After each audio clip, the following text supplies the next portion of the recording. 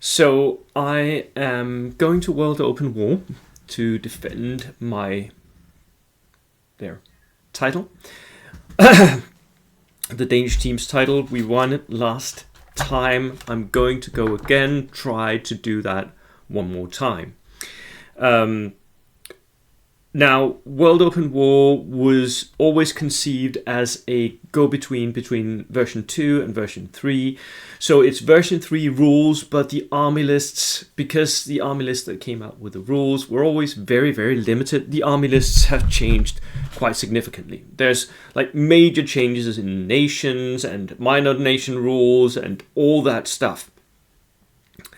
So when we sat down and looked at the different nations, and I over the summer have been thinking about version 3. The more I heard, I knew that my Brits were going to be nerfed, my Gurkhas were not going to be viable anymore, and the more I heard about close quarters in version 3, I knew that it was going to be a difficult transition for me, personally.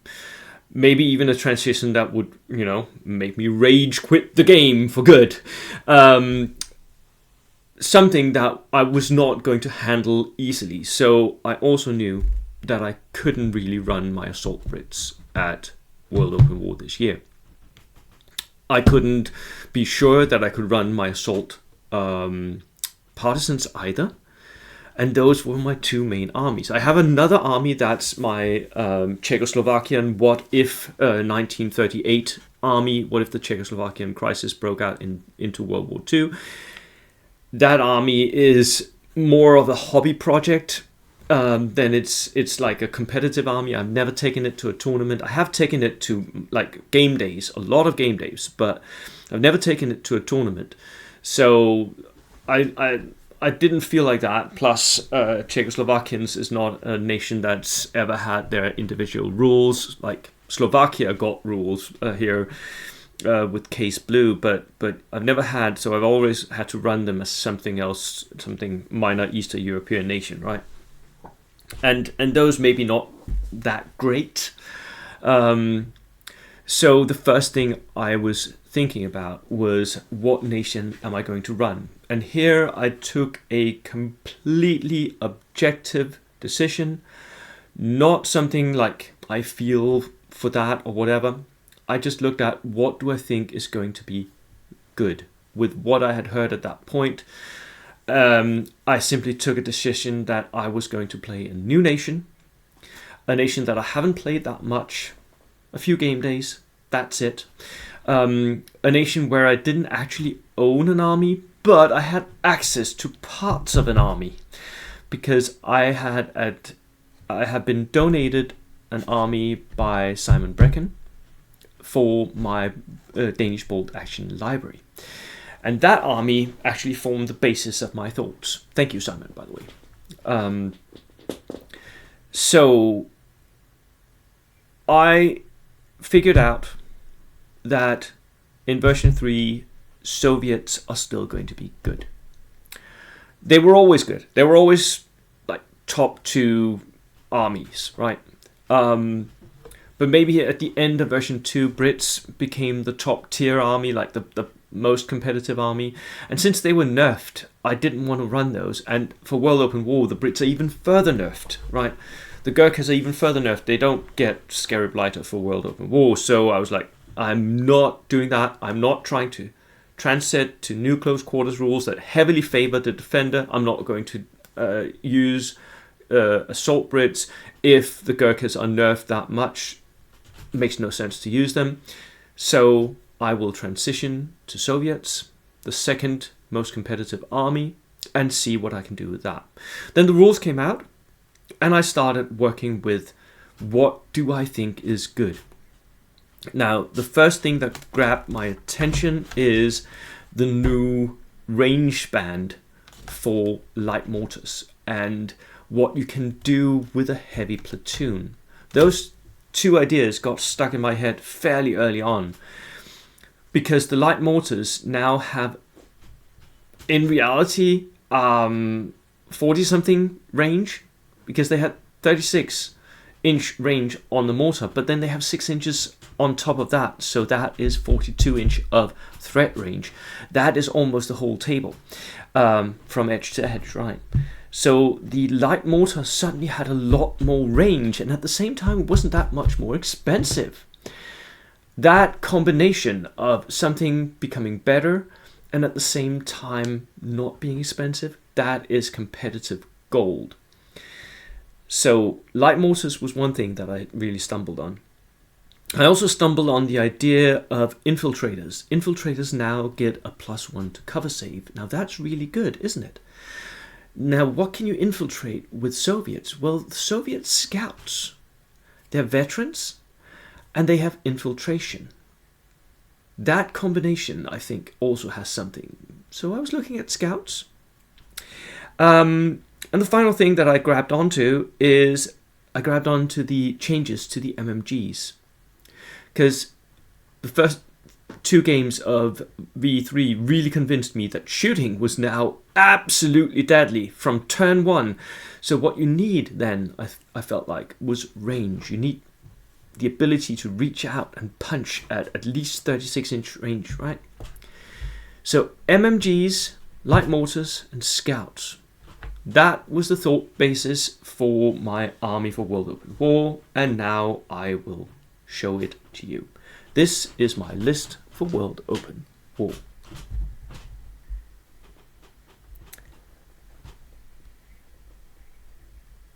So, I have here 4 platoons. I've got one over here, one here, one there, and one here. So the first thing that I grabbed was this central platoon here. This has an officer. Oh, and by the way, I think one of these, yeah, actually I think it needs to be like this. That's the way it goes. Because I need a cavalry platoon, a cavalry section in each of these. Right. It has an officer, mounted officer. I can do that because I have cavalry here. Because at World Open War, at least, cavalry allows you to mount your officer. So that's the combination. This gives me escape moves for my officer, although it does lower the cover save for that officer. Which means I'm going to need to go onto tables where I can hide him. And fortunately, at World Open War, that is a possibility because you get to choose tables, right?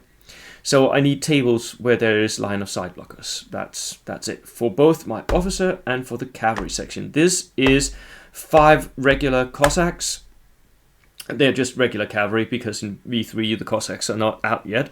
But so 5 regulars. The guy with the pendant here is the officer for that platoon. And yeah, they're just going to try and go down the flanks or into my opponent's back lines and see if they can wreak some havoc or cause him to hesitate. So that's the whole point of that. And the officer, of course, needs to stay alive, and getting that extra range for the horse really, really helps with that. And then I have a unit of 5 veteran scouts, all SMGs. They've got a Cossack officer here, because I love my Cossacks. These are going to be my forward deployers, my infiltrators, if I need that to happen. Maybe I don't, maybe I do. It really depends on missions, but getting that extra +1 cover save really is helpful. It means that even if I'm in soft cover, I can get 2+ covers for these, cover save for these. And it also means that because I can forward deploy, I can infiltrate these onto objectives or wherever they need to go. I can also think about maybe placing them after my opponent so that I can counter deploy, which is always beneficial. The last bit of this first rifle platoon is 2 light mortar teams sitting down here. I have individually based the mortars so that my crew and the mortar, they can go different places if I need to, but it's also just a matter of now the crew can be crew for a gun if I remove the mortar, right? So So that's the reason why I did it like this. And a dog mine team. Again, I have modeled the dogs. This one I think was from Wargames Atlantic's German Sentry set. It's a German Shepherd. But I have individually modeled dogs because that will help me keep track of how many of the dog mines I have fired. So I can remove the dog once I fire it, right? That's always a good idea. So that's the first platoon. 2 line mortars, dog mine, scout team, cavalry, and officer.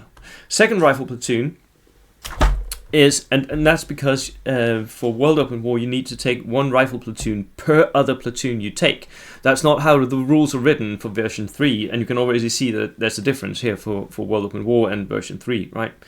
The second rifle platoon is exactly the same. I have a mounted officer, I have a scout unit of 5 scouts, all SMGs, all veterans. I have 5 regular cavalry. I have 2 inexperienced light mortars. Oh, these are inexperienced, by the way.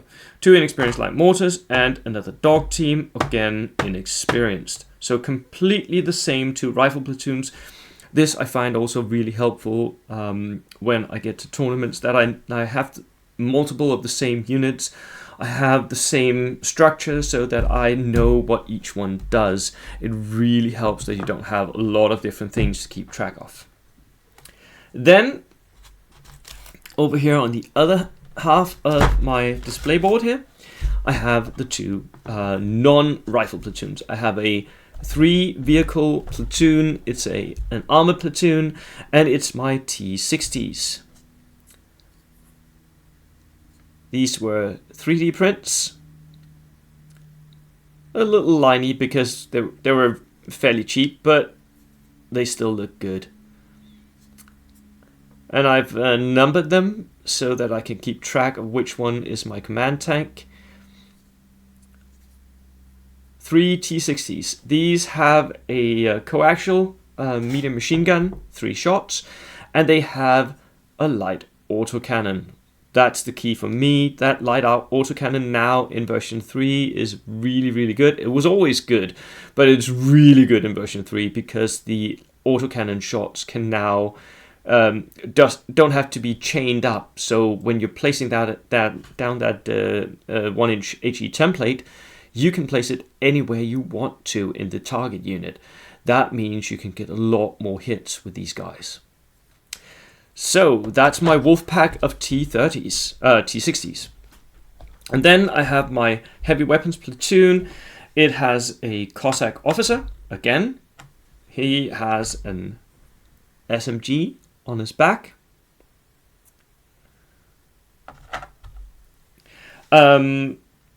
He's not mounted because, I didn't want to, and I didn't have the points for another horse, but he's an artillery officer, so he stays on foot. And then I have 3 inexperienced MMG teams. These are going to be my backline holders. They are going to sit there on ambush and just shoot at range. With 6 shots, I'm pretty likely to hit still, even though I'm shooting on 5s. And they're very, very, very cheap. So 35 points, 36 points, something like that. That's very, very cheap for 6 shots. The main problem is that they are, of course, fixed. So that's a little bit of a problem. I have been trying to learn how to get around that, and I think I found a pretty okay way to do it. So I'm not massively bothered by the fixed rule anymore, but that is the main problem. But they don't shoot every single turn. They often just sit behind stuff and wait, and because if you're not shooting them, they're just like infantry, right? They can even run up to objectives. It doesn't matter. Now, I'm painting these up slightly differently to the rest of this army because some of this army is the Soviets from Simon, and some of it is from my partisans because I haven't got any Soviet Cossacks. So these are my partisan Cossacks over here. No one should mind terribly much. But I'm painting these up to go with my partisan army in the future. These were all 3D printed. They're lovely, by the way. RKX miniatures. And so I still need a little bit of work done on the base of this, but it's a lovely little miniature. Really nice 3D print here. And I just took a bunch of different ones. So these are actually all from different nations. We have a Soviet one over here. This one is a Polish one. And that one is a Finnish one. I don't mind terribly. And the only thing you can see is that the Polish guys have the four-cornered chapka hat. That's possibly called something else. I refer to it as a chapka because that's the Napoleonic term, I think. Anywho, that's the only thing, and during gameplay I will often just mix and match these guys back and forth, so no one can really tell that this is a Polish one, that's a Soviet one, that's a Finnish one, whatever. It doesn't really matter, because they're all going to go into my partisans in the end, where, you know, whatever hat you wear is the hat you wear. And then I have 4 more light mortars, all inexperienced, saving the points, buffing up my order dice count. I think a lot of what makes this army work is the many order dice, and a single dog mine team more. So I have 3 dog mines, and I have a total of 8 light mortars. And this army is built around the principle that you do not want to move up against me, because I've got the autocannons, I've got the MMGs, and I'm going to sit there and shoot at you. If you have armor, I have the dog mines. I'm going to sit there, wait for you to come at me, and then I'm going to fire them next turn. I also have the scouts to push out as speed bumps and as counterpunch units if you come too closely to my lines with your infantry. 10 shots with SMGs at point blank will definitely kill a unit. So that is the counter thing. But then all the light mortars are going to sit there and shoot you at 36-inch range, zeroing in if you don't move, and then just pump out kills and pins at that range. Yes, they're not massively deadly, but they are deadly enough. And with a +1, they can even pin tanks, which is the key point for those. So that's the whole idea. It's very, very different from what I normally play. It's very different. It took me quite a few games to get the hang of it, but I think I'm getting there. It's an army where there's a lot of units, and there's a lot of units that need to go on ambush and then just wait for the enemy to do stuff before I then respond with something else. And I can do that because this army is 24 order dice. 24 order dice is the cap for World Open War. It's very, very, very high. It's almost, this is an MSU army, right?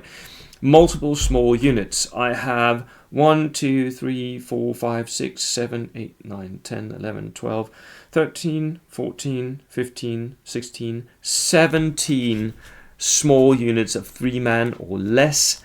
So it's an MSU army. It's an army that kills you via the amount of pins and the amount of small cuts and just outdicing you on the board, where you can't actually get to do what you want at the time you want it, because I am getting the dice most of the time.